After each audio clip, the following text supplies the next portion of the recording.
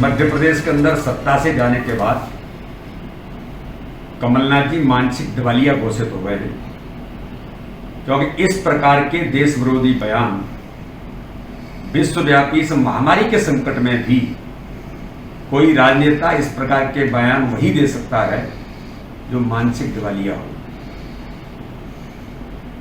इस बयान के माध्यम से कमलनाथ जी ने भारत माता को बदनाम करने का प्रयास किया है। जो अफजल जैसे लोगों ने भारत माता के खिलाफ इस प्रकार की बयानबाजी जो देश के अंदर की है, उससे जुड़ करके देश विरोधी ताकतों को मजबूत करने का काम कमलनाथ के इस बयान के माध्यम से वो कर रहे हैं। देखना यह है कि कमलनाथ जी इटली से संचालित हो रहे हैं या चाइना से संचालित हो रहे हैं, या देश के अंदर जो देश विरोधी ताकतें, जो पाकिस्तान परस्त ताकतें, उनसे संचालित हो रहे हैं। हमने तो पहले ही कहा है कि कमलनाथ जी चाइना के एजेंट का आरोप उनके ऊपर पहले ही लग चुका है। सर, दूसरा मंदिर जो है कमलनाथ जी जा रहे हैं, मंदिर पहले उज्जैन गए तो बाबा महाकाल, आज मैहर गए तो शारदा मुरैना जा रहे हैं, 30 तारीख को करेराम पर जाएंगे।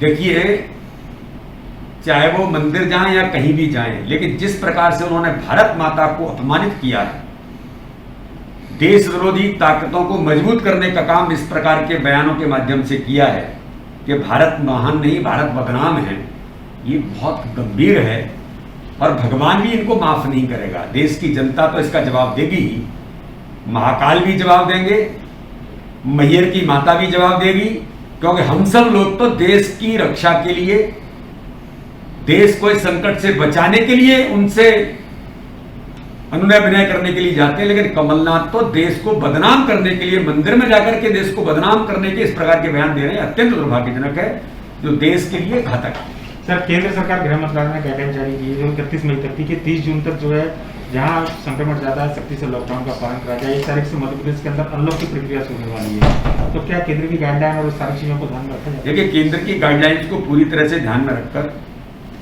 कोरोना का जो गाइडलाइन है उन सारी बातों को ध्यान में रख करके ही निर्णय सरकार करेगी। और सरकार ने किए हैं कि अनलॉक की प्रक्रिया भी कितनी करना है कि जिसके कारण से कोई पुनः ऐसी परिस्थिति न बने कि फिर से ये जो संकट है वो संकट बढ़े।